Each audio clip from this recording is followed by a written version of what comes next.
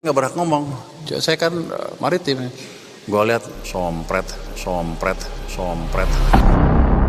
Guys, ngeri banget nih guys. Menteri kesayangan kita Purbaya baru saja ngomong sompret loh. Dan dia ngomong ini bukan buat orang biasa, tapi ke salah satu orang yang paling berpengaruh di dunia ekonomi yang ada di planet bumi ini. Karena ini adalah pejabat dari salah satu negara adik kuasa guys. Ini bener-bener ngeri sih, karena dia ngomong ini secara live loh. Ini secara live di acara investasi di Indonesia. Ini forum investasi di Indonesia dan dia ngomong sompret. Sebetulnya dia marah sama siapa guys? Kok bisa-bisanya ya Menteri Keuangan kita sedemikian emosinya? Gila nih bener-bener menteri kita ini gaspol guys, kagak ada rem tangan.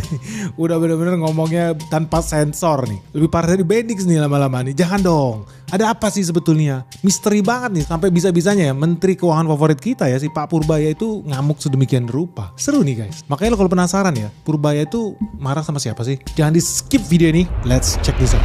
Oke, jadi barusan kita dapat kiriman video dari acara investor, forum investor yang ada di Indonesia. Di situ Purbaya diundang suruh ngomong dari 30 menit, tapi ternyata dia ngomongnya 1,5 jam guys. Tentu saja Purbaya dengan gayanya. Tapi ya selalu seru lah kalau Menteri Keuangan kita yang satu ini udah mulai ngomong, wes kagak ada sensor sama sekali, gaspol semua dihajar guys. Seru. Yuk kita cek aja yuk salah satu cuplikannya. Kita harus mengundang investor asing untuk masuk sini untuk tumbuh lebih cepat. Tanpa FDI, tanpa investor asing, kita ngomongin pertumbuhan ekonomi cepat.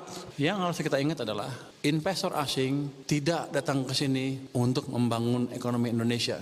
Emang kita siapa? Yes, ini betul banget guys. Kenapa? Banyak orang ngira duit itu gratis turun dari langit. Enggak. Kalau ada investor mau chip in taruh duitnya ke Indonesia, pasti ada kepentingan dong. Kepentingannya apa? Ya cuan. Ya dia mau dapet cuan. Dan gak mungkin namanya investor taruh ke tempat yang pasti rugi. Contoh bangun ibu kota di planet Neptunus gitu kan. Dia kan juga akan berpikir alien jenis apa yang sedemikian bodohnya mau tinggal di planet Neptunus. Sering banget hujan meteor di situ. Nanti lu bangun rumah mati lu kena meteor. Nah itu salah satu contoh lah. Misalkan bahwa ya harus ada hal yang logis dan memang masuk di akal diterima. Yang namanya investor tuh wajib cuan. So memang harus ada opportunity investasi yang bagus di dalam negeri sehingga mereka mau taruh duitnya masuk ke dalam negeri dan mereka dapat cuan. Boleh nggak? Ya boleh, yang memang harus. Tapi ya selama iklim investasinya belum kondusif, selama nggak ada project-project opportunity yang menarik, ya ngapain mereka invest? Ini gue setuju, nggak ada yang namanya makan siang gratis guys. Jadi camkan baik-baik ya, yang namanya investor asing ya wajib cuan. Makanya aneh kalau lu anti investor asing, banyak nih orang demo, ada orang mau invest bikin pabrik 30 triliun, di demo, dibakar. Aneh, giliran lu nganggur, ngamuk, maunya apa? Atau giliran perusahaan mau profit, nggak boleh. Lu maksud lu badan amal. Lu kira ini Pertamina duitnya turun dari nenek moyang? Kan enggak. Ini namanya orang invest ya harus untung dan itu normal. Kenapa? Karena ketika mereka invest tercipta lapangan kerja. Tercipta perputaran ekonomi di sana, mulai dari bisnis warteg, mulai dari lu buka bengkel, mulai dari lu bisnis catering, supir, rental dan lain sebagainya, hidup dengan adanya investasi. Makanya kita ini harus pro dengan yang namanya investor guys. Jangan malah ditakut-takutin. Baru datang dikit dipalak, diormas. Susah dah. Next. Dia datang ke sini untuk menikmati kue pertumbuhan ekonomi Indonesia. Jadi modalnya apa? Kita ciptakan pertumbuhan ekonomi yang cepat, iklim investasi yang baik. Udah ada tadi semuanya. Begitu terjadi, mereka akan beramai-ramai masuk sini. Saya akan jual mahal sedikit. Ngapain saya minta-minta? Kalau mau masuk, di atas. Tangan kita di atas. Tapi kita minta. Tapi kan enggak ya mintanya. Seru nih guys. Nah ini gue juga setuju. Bahwa ya memang kita harus bikin regulasi, nuansa, ekosistem, lingkungan investasi yang sehat. Tapi masalahnya gini ya, ini kalau kita lihat dari ya yang lama-lama lah, orang bangun infrastruktur segala macam ngaco tanpa mikir profitability-nya seperti apa. Tanpa mengandalkan bahwa kalau infrastruktur dibangun gila-gilaan, pasti GDP kita naik. Berkaca dari China, bangun investasi gila-gilaan, bikin infrastruktur, bikin jembatan, bikin kota hantu dan lain sebagainya biar GDP-nya naik. Tapi itu semua maya. Nah di Indonesia sendiri gimana? Kita pernah uji coba pakai metode itu di pemimpin yang terdahulu. Apa yang terjadi ya GDP kita 5%. So. Nggak ada yang bisa giant leap forward. Ya contohnya apa? Negara-negara yang berhasil ekonominya itu tumbuh double digit. Jadi kita punya contoh yang baru lahir. Korea Selatan, Vietnam bentar lagi gue yakin bisa jadi double digit. Atau Cina zaman dahulu, Jepang zaman dahulu. Mereka bisa lakukan itu kenapa? Karena bukan cuma soal infrastrukturnya dibagusin sehingga GDP-nya naik tinggi. No. Tapi ada hal yang sama pentingnya, bahkan lebih penting nih. Yaitu apa? Bangunan yang di atas infrastruktur.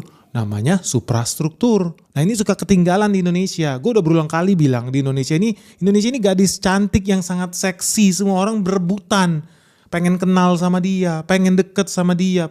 Orang suka dengan Indonesia yang sangat cantik dan seksi ini. Masalahnya Indonesia suka aneh.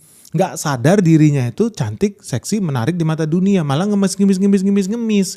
Padahal enggak, lu bisa jual mahal. Gue setuju sama Purbaya, lu harusnya jual mahal. Semua orang berebut, kita punya nikel, mereka nggak punya. Kita punya batu bara, mereka nggak punya. Kita punya banyak sumber daya alam yang bisa berguna nih buat pertumbuhan ekonomi dunia. Jadi kita harus punya nyali nih buat jual mahal. Bener kata Purbaya, nggak bisa tangannya di bawah, tangannya harus di atas, pede aja, punya nyali aja. Walaupun sama-sama juga minta, cuman bedanya begini. Kenapa infrastruktur kita kemarin dibangun gila-gilaan di era presiden sebelumnya tapi GDP kita gitu-gitu aja. Tadi ada hal yang juga penting, bahkan mungkin lebih penting dibanding infrastruktur, yang di atas struktur, namanya suprastruktur. Di Indonesia sampai saat ini belum kelar. Suprastruktur itu apa sih? Suprastruktur itu di luar hal yang sifatnya material. Ini sifatnya filosofis. Bagaimana kita memperbaiki pola pikir manusia kita, pejabat kita, tidak korupsi, tidak palak sana sini, tidak ormas sana sini. Mulai dari yang berseragam sampai gak ada seragam, hobinya malak. Baru aja buka usaha, udah ditadakin preman. Baru juga profit sedikit, langsung dipalak pajak. Ini sebuah mindset yang menurut gue salah kaprah. Suprastruktur itu lu berbicara tentang lembaga hukum, lembaga politik, lembaga negara, lembaga pendidikan, lembaga budaya. Bagaimana caranya kita bisa membangun mindset yang sama, pembangunan ekonomi Indonesia berkelanjutan yang sehat demi generasi yang selanjutnya. Dan ini harus terjadi pembangunan secara merata, setuju gue. Tapi ini gak bisa jalan sendiri. Kalau seandainya presiden bilang ke kiri, bupati bilang ke kanan, menteri bilang ke kiri, Bank Indonesia ke kanan. Ada yang bilang maju, yang satu maunya mundur. Jadi gak bakal pernah bisa sinkron. Apalagi kalau tadi permasalahan yang paling mendasar suprastruktur. Korupsi, kita gak bisa berantas. Nepotisme, kolusi, kelembagaan kita yang hancur secara struktural ini ya gak jalan.